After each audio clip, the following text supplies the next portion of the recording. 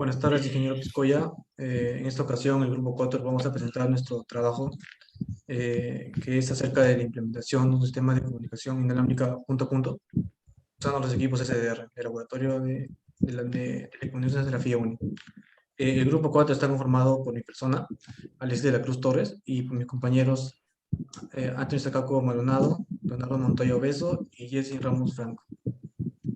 Eh, Sí, no, vamos a comenzar explicando estas matrices en lo que en general es un resumen sobre la problemática que planteamos en nuestro trabajo. En este caso sería cómo implementar un sistema punto a punto con los equipos que tenemos disponibles en los laboratorios. Eso nos lleva a nuestro objetivo general, que es justamente hacer el diseño y la implementación de este sistema de comunicación. Y todo eso lo vamos a implementar en el mismo laboratorio. Esto también nos lleva a ciertos problemas específicos, como lo puede ser qué tipo de modulación podemos usar en estos equipos, que son del modelo USRP B210, qué parámetros se deben fijar para obtener una buena relación señal-ruido, ya que esta implementación lo vamos a hacer de manera real, con equipos reales. Cuál es el alcance de este proyecto en el conocimiento que se puede tener los alumnos, ya que ese sería uno de nuestros objetivos también, que es promover la investigación. ¿Y qué se necesita para que futuros estudiantes puedan continuar con esta línea de investigación? Lo cual nos lleva también a los objetivos específicos. Determinar la modulación, establecer los parámetros para una buena transición de ruido, acortar nuestros alcances en el cual va a ir nuestro proyecto y determinar las necesidades futuras que pueden tener los alumnos para seguir todavía continuando más, para seguir expandiendo más esta línea de investigación. Aquí también tenemos algunos trabajos internacionales. Básicamente en lo que es en el ámbito SDR, la mayoría son tesis y trabajos del extranjero, casi no he podido encontrar trabajos nacionales. Hablando con respecto a las variables, tenemos nuestra primera variable que son los equipos SDR, cuyas dimensiones sería el GNU Radio, el cual es un programa con el cual vamos a poder simular en parte nuestro sistema de comunicación, las modulaciones digitales analógicas y los mismos equipos físicos que tenemos de los equipos. Y en la segunda variable sería lo que es investigación en la FIE Uni, en el cual sus dimensiones abarcan claramente los alumnos, los espacios y el desarrollo de artículos. Ese tipo de investigación es de tipo práctico e investigativo, y la población a la cual hemos apuntado es a los mismos alumnos de la FIE, en específico de la carrera de Ingeniería Electrónica y de Tele. En la muestra van a ser alumnos que están a partir de sexto ciclo, para arriba, que ya tengan conocimientos previos bien establecidos. Y para hacer este muestreo vamos a hacer una técnica de encuesta con conteo simple. Eso sería todo de mi parte. Le doy pase al compañero Leonardo para que explique cada una de las variables en más detalle.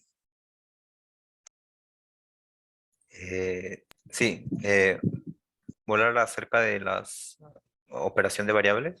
Mi nombre es Yeltsin Ramos. Bueno, la primera variable que hay que tener en cuenta en este proyecto es la tecnología SR, ¿no?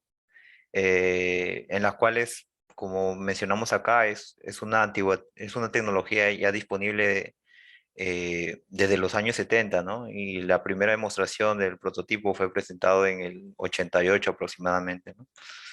Eh, Como se menciona aquí, una definición operacional a este equipo es que es una clase de radio reconfigurable y también reprogramable, ¿no? Cuyas características de la capa física pueden ser modificadas mediante un cambio en el software, ¿no? Principalmente eso, ¿no? Como menciona palabras claves, reconfigurable y reprogramable, ¿no? Entre las dimensiones de esta tecnología SR o equipo SR, nosotros podemos encontrar lo que es el GNU Radio, la modulación analógica y digital y también en este caso el modelo del equipo, ¿no? Que en este caso en el laboratorio de telecomunicaciones nosotros contamos con el USRP B210, ¿no? Algunas indicaciones que podemos dar acerca de estas dimensiones son las siguientes, ¿no? Con respecto al GNU Radio, por ejemplo, podemos, gracias a este programa, diseñar el diagrama de bloques, ¿no? Acorde al tipo de modulación que se planea usar. También, gracias a esto, podemos instalar los drivers necesarios para que el código fuente pueda ser utilizado por el equipo SR, ¿no? Y también podemos plasmar el diagrama de bloques en un tipo de lenguaje Junior Radio. Para la modulación analógica y digital, nosotros podemos probar distintos tipos de modulación, tanto AM, FM, o en el caso digital, BPCK, QPCK, ¿no? Eh, Después podemos probar también el rendimiento que posee cada uno de estas modulaciones, teniendo como referencia la calidad de audio en la recepción, ¿no? También podemos estudiar, gracias a la modulación, la teoría para hacer adecuados algoritmos, ¿no? En el caso de Gnu Radio. Con respecto a los equipos UCRP, previo nosotros tenemos que leer el datasheet del equipo para conocer sus características técnicas. Tener los materiales necesarios para la implementación del sistema de comunicación, tales como la antena y los cables seriales, ¿no? Bueno, eso sería por parte de la variable de tecnología de CR, y a continuación doy paso al compañero Montoya, que nos va a hablar un poco acerca de la variable, de la segunda variable, que es investigación en la FIE, ¿no? Adelante, compañero. Es correcto, la segunda variable que tenemos en cuestión es la investigación en la FIE 1.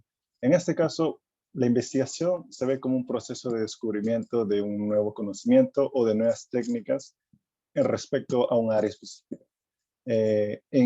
Centrándonos un poco más en investigación a las universidades se les ha visto o se les proyecta como instituciones que forman parte de un sistema que se utiliza como recurso para la materialización efectiva de la generación del conocimiento, recurso de materialización efectiva de la generación del conocimiento rentable a las actividades económicas de un país y de todo el planeta. Es por eso que universidades a lo largo del mundo, empresas, mejor dicho, a lo largo del mundo, invierten en las investigaciones que se desarrollan en las universidades para obtener resultados, para obtener nuevos, puede ser métodos, algoritmos, incluso también técnicas o materiales en algunas áreas que más adelante estas puedan utilizarse en el uso empresarial. Es por esto que ya centrándonos ya no un poco más en la investigación en nuestra universidad, en la UNI, específicamente en nuestra facultad, en la FIE UNI. Primeramente tenemos a los alumnos FIE, que son, como ya explicó mi compañero, alumnos que están de sexto a séptimo ciclo, que están interesados en la tecnología de SDR, quizá les ha llamado la atención y quisieran seguir el camino. También tenemos los espacios de investigación, en este caso, en el caso de nuestra facultad, la facultad cuenta con equipos SDR modelo USRP B210, tanto transmisor como receptor, con los cuales se puede simular casos reales utilizando el software GNU Radio.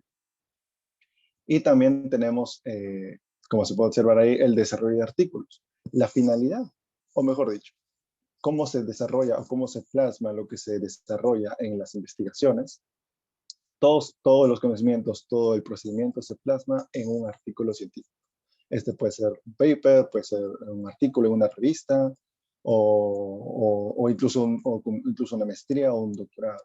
Entonces, y hay distintas plataformas en las que se pueden subir, como creo que una de las más importantes y reconocidas a nivel mundial es la IEEE, en las cuales contienen una gran cantidad de artículos en distintas áreas, y poder tener un artículo propio subido en esta plataforma a nivel mundial es un gran logro, y que tanto la universidad como el país motivan a los estudiantes a realizar.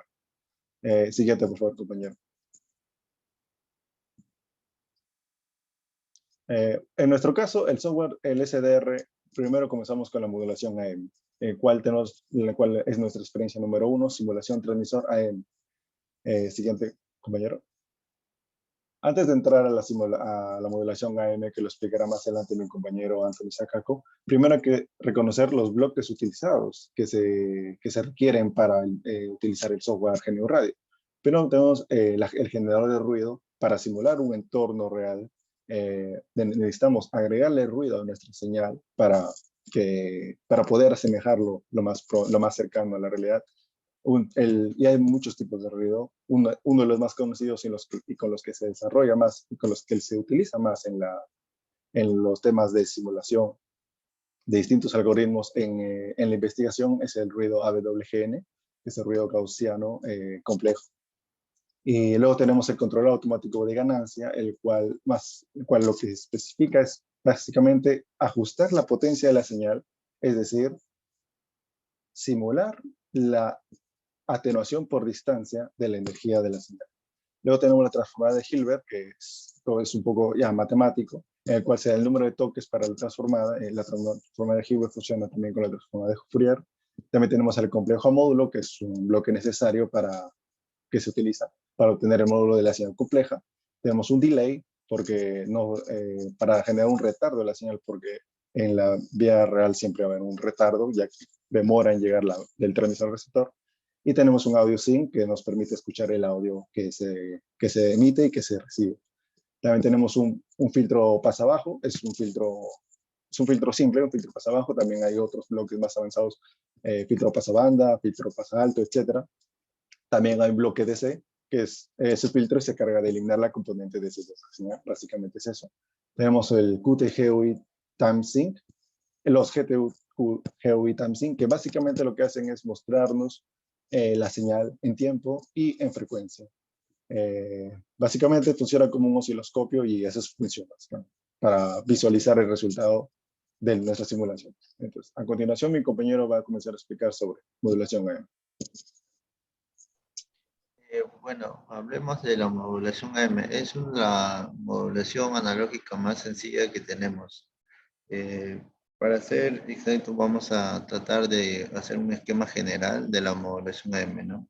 Tenemos una fuente, por ejemplo, tenemos en el diagrama de bloques, tenemos una fuente de información que luego pasamos por una fuente DC que es de corriente continua, y eso al sumarlo vamos a pasar por un mezclador con un oscilador que vamos a generar, y eso va a generar una portadora con alta frecuencia que va a ser encargado de generar estas dos bandas laterales que se pueden ver en el espectro de frecuencias.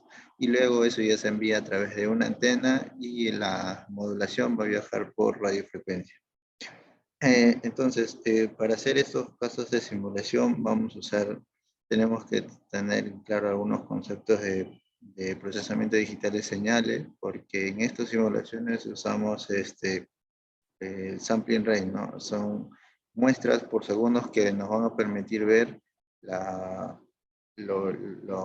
cantidad de datos que se van a estar procesando en la simulación. Entonces, para la simulación tenemos una portadora que va a estar con 250 kHz. La amplitud del offset, que es el valor que en corriente directa va a ser un valor de 0.5. La frecuencia y amplitud del tono va a ser de 50 kHz y con una amplitud de 0.3. Acá he puesto unas cuadros de notas donde para la modulación se debe que cumplir que el valor máximo de esa información, de esa señal SDT, que va a ser a través enviada por la fuente de información. Sabemos que una fuente de información por lo general puede ser un audio y video para una modulación AM. Entonces, el valor máximo de esa señal que viene a ser audio o video tiene que ser menor que la amplitud de offset para poder modularse. En caso contrario, no podemos llegar a modularse. Y siguiente PPT. Luego, acá tenemos el diagrama general, ya este es en el GNU Radio, ¿no? Acá tenemos el signal source, que es la señal de entrada. Tenemos el source constant, es la fuente de señal constante. Lo vamos a sumar. Luego pasamos por un bloque trolley, que es encargado de ajustar para que no la computadora, sabemos que va a realizar tanto procesamiento, ¿no? Entonces esto va a hacer que alivie un poco el procesamiento de la computadora. Y luego pasamos vamos a multiplicar por una portadora, que la portadora va a ser de alta frecuencia, y luego vamos a poder visualizarla con un Qt GUI Timesync, que es una interfaz de gráfica en el tiempo, y un Qt GUI Frequency Sync, que es una interfaz gráfica en frecuencia. Para eso voy a compartir mi pantalla para poder ver un rato. ¿Se logra ver mi pantalla? ¿Sí, no? Ya.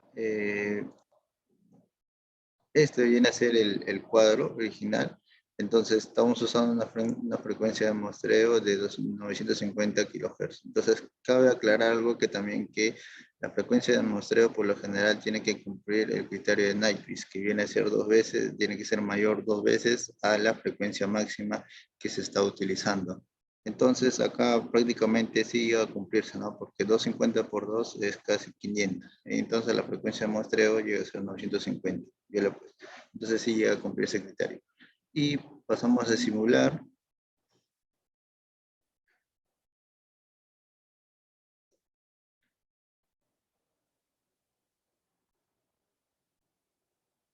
Y acá podemos ver los distintos. Si yo hago un ajuste, podemos ver, ¿no? Y acá se puede ver en el espectro cómo se genera las dos bandas laterales, tanto la frecuencia, diríamos, ¿no?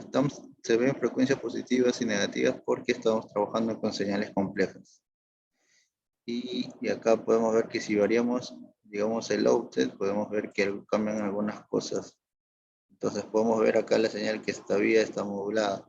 Pero en el caso que dijimos, que llega a ser el caso contrario, y acá existe una sobredemodulación. Entonces esta señal lo hace que no se pueda demodular. Cuando el offset, dijimos, ¿no? Cuando el offset tiene que ser mucho mayor que la señal máxima. En este caso es una señal seno. La amplitud es a 1, el offset está arriba. Entonces se tiene que cumplir que este de arriba tiene que estar. Cuando lleguen a ser casi iguales, se va a poder ver, ¿no? Que ya van a cortarse en el tiempo. Podemos ver ahí. Y entonces ahí se ven los cambios que se dan al variar. Esto es cierto. Y este es un ejemplo básico sencillo que hemos podido lograr hacer en Geno Radio. Ahora, dejando de parar la grabación, ¿tienen el PPT? ¿Pueden compartirlo? O yo lo comparto nomás. Yo lo comparto, creo, ¿no? Ya. Sí, sí, sí.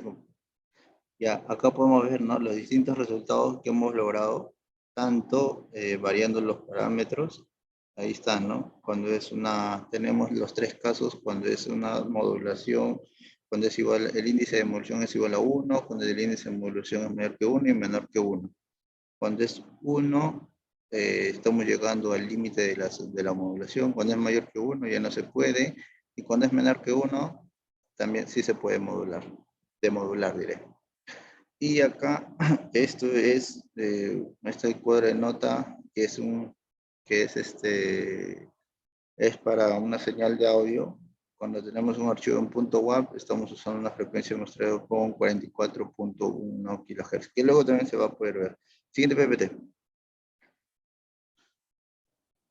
Ya, ahora en la experiencia 2 vamos a hablar sobre una simulación AM DCB con doble banda lateral, TC con portadora, con transmisión de portadora.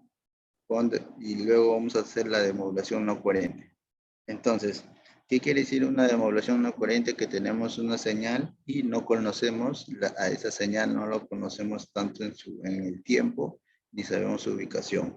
Entonces, para ello tenemos que saber usar unas técnicas para poder demodularla. Entonces, acá tenemos una antena que va a recibir esa señal AM, y luego menos pi medios, con este multiplicador, que es una señal imaginaria, es el encargado de hacer una transformada de Hilbert. Una transformada de Hilbert viene a ser un concepto matemático que se usa, que nosotros lo hemos llevado en el curso de Matemática 5, ¿no? Que es un concepto muy conocido porque es un poco similar a la transformada de Fourier. Lo que hace tan solo esto la transformada de Hilbert es, tenemos una señal y le va a desfasar menos pi medios y la va a convertir en una señal compleja. Luego, al tener eso, lo sumamos con esta señal AM y esta nueva señal, una señal compleja, y luego sacamos el módulo. Al sacar su módulo, lo pasamos por un filtro de ese bloque, que va a ser encargado de eliminar la componente continua. Cabe resaltar que dijimos que la señal AM tiene componentes continuos, y entonces tenemos que eliminar eso para poder recepcionarlo. Entonces, por la simulación igualito, usamos un sample rate de 800 y la frecuencia de transmisión de 250 y el amplitud del offset de 0.5. Y pon el siguiente. Y para la simulación, se ven todo el diagrama de bloques que se ha usado. Entonces acá ya no vamos a usar un tono, ¿no? Un tono viene a ser una señal sinusoidal, ¿no? Entonces, una canción es la suma de muchas señales sinusoidales con distintas frecuencias. Entonces, acá lo que vamos a hacer es, hemos descargado un archivo con extensión .wav. La extensión .wav es un archivo que genera ondas, señales con señales sinusoidales.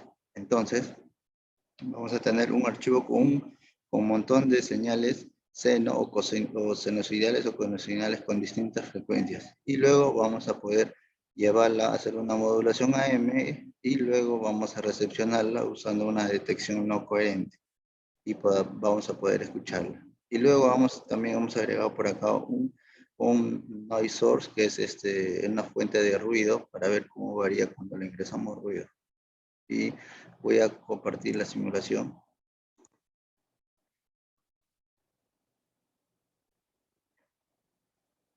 Que viene a ser ¿no? Entonces acá está, ¿no? Este es el archivo de entrada. Un Rational Resampler quiere decir desestimar e interpolar.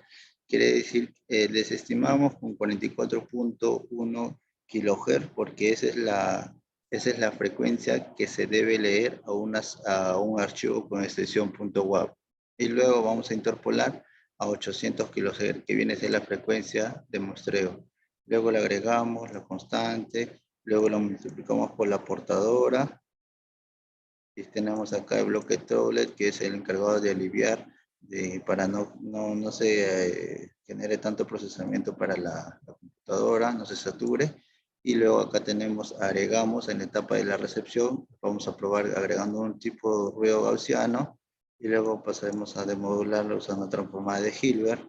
Lo que hacemos es complex to max, quiere decir tenemos una señal compleja, obtiene el módulo y luego de ese módulo pasamos de dice blocker, que viene a ser un filtro para eliminar los valores de corriente directa. Eliminamos eso, pasamos un filtro más abajo y pasamos por un controlador automático de ganancias para que no se escuche con muy alto volumen el audio para poder controlarlo, y acá se escucha, ya con este bloquecito podemos escucharlo. Y acá estamos poniendo time sync y frequency sync para ver cómo varía. Pasamos a simular.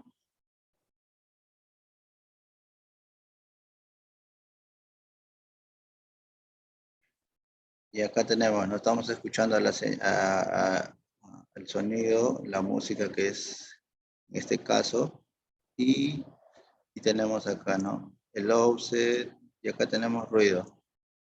Cuando agregamos ruido, ya se escuchan tipos, se distorsiona la música, ya no se lo puede escuchar muy bien.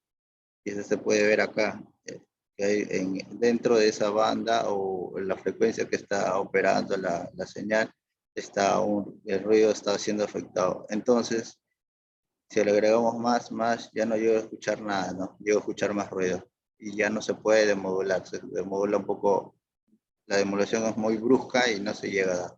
Entonces, para ello se elimina el ruido, entonces estamos demodulando bien. Y podemos ver, ¿no?, en el espectro que sí estamos captando a la señal. Quizás no del todo, pero porque necesitamos variar algunos temas de amplitud y todo, pero lo importante es que tenemos la eficiencia de casi aproximadamente 90% para que se le va a escuchar muy bien.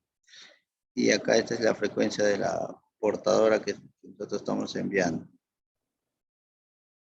Podemos variar también.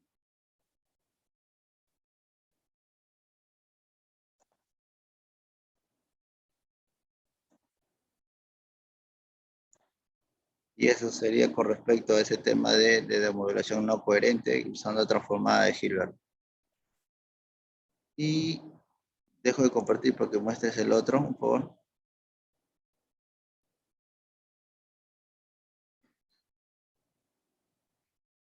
Y el último es una simulación AM con doble banda lateral con transmisión de portadora con una demodulación coherente ideal. Siguiente. Una demodulación coherente, ¿qué es? Una demodulación coherente es Se trata de que tenemos una señal y tenemos que reconocerla, saber con qué frecuencia se está enviando y con qué fase también se está enviando. Entonces, el concepto general de una demodulación coherente es conocer la frecuencia y la fase que se envía. Pero este es, como dijimos, este es un caso ideal porque en la vida real es muy difícil hacer esto, ¿no? Es muy complicado. ¿Por qué? Porque no siempre va a haber se va a poder localizar a la frecuencia que se está enviando de la portadora. Es por ello que acá hay unos métodos que, digamos, ¿no? Hay casos que existen. Cuando vas a encontrar la portadora, se encuentra la portadora, pero va a haber casos que vas a encontrar con diferente frecuencia, pero con misma fase. Y va a generar una onda así. Y hay otro caso que vas a encontrar la portadora, pero vas a tener la misma frecuencia, pero con diferentes fases. Entonces, esos son algunos conceptos que van a hacer que no se pueda en la vida real realizarlo, ¿no? Para ello tenemos acá un bloque matemático, le hemos puesto acá, que estas dos gráficas se representarían de esta manera, ¿no? Que es coseno de 2pi de la frecuencia de la portadora más una variación que existe en esas frecuencias, tanto que se transmite que se recibe en el tiempo más una fase. Y acá en el diagrama de bloques es la señal pasamos por un mezclador, el oscilador que va a generar a la portadora, que es la misma portadora que se está enviando, se multiplica, luego se falta por un LPF, que es un long pass filter, que es un filtro pasa abajo, y luego vamos a eliminar la componente continua. Recuerda que siempre vamos a eliminar la componente continua porque estamos enviando con portadora. Cuando enviamos con portadora es que existe esta componente continua. Y luego nos va a permitir salir la señal. Y siguiente. Ya, ahí está. El diagrama de bloques, tenemos el archivo, y ahora le vamos a agregar un delay, ¿no? Agregar un delay. Le vamos a agregar un delay y en este caso vamos a tener la misma portadora con la que estamos enviando. En este caso sería 250 kilohertz. Y acá también, ahí la ponemos, ¿no? Oscilador local, que va a tener la misma portadora que en la que se transmite. Hacemos un filtro por abajo y luego tenemos un control de ganancias automático para poder escucharla. Y vamos a la parte de la simulación.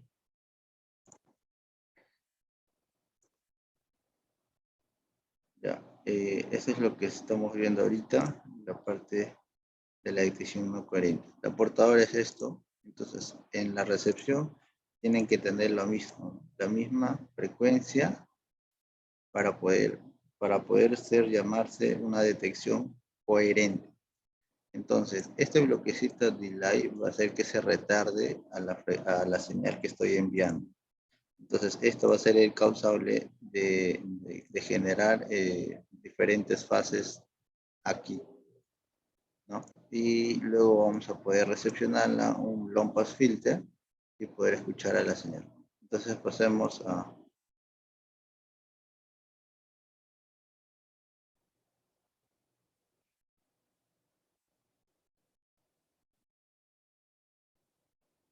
Y acá está, ¿no? Este es el offset, se queda tal como está. Este es el ruido, y se va ingresando al canal. Se escucha un poco peor. Y ahí, esta es de la portadora, cuando pasemos esto, ¿qué está pasando acá? Existe una sobredemodulación. Por ejemplo, escuchamos ese pitido. Y cuando movemos también. ¿Qué quiere decir acá? Que no le está demodulando a la música. ¿Por qué? Porque ya no, si cambio esta frecuencia, quiere decir que ya no estoy detectándola coherentemente. Tengo que yo saber reconocer o saber con qué portadora se está enviando, porque si no conozco, entonces yo no puedo demodularla, si no estaría escuchando este pitido. Es por ello que al variar se genere ese pitido. Entonces, la portadora que, como dijimos, estamos enviando es 250 kHz. Y el delay es el encargado ya de generar esos retardos, la señal. Y acá igualito, tenemos el espectro de frecuencias, para la señal demodulada, y el otro es la señal aplicando un resampler, que un resampler es el tema de desestimar y diezmar. Desestimar es quitar la cantidad de puntos, de muestras, e interpolar quiere decir aumentar en la cantidad de muestras, nada más. Y eso es lo que podemos ver. Y como podemos darnos cuenta, ¿no? Ese es con respecto a una detección coherente ideal. Y eso sería todo.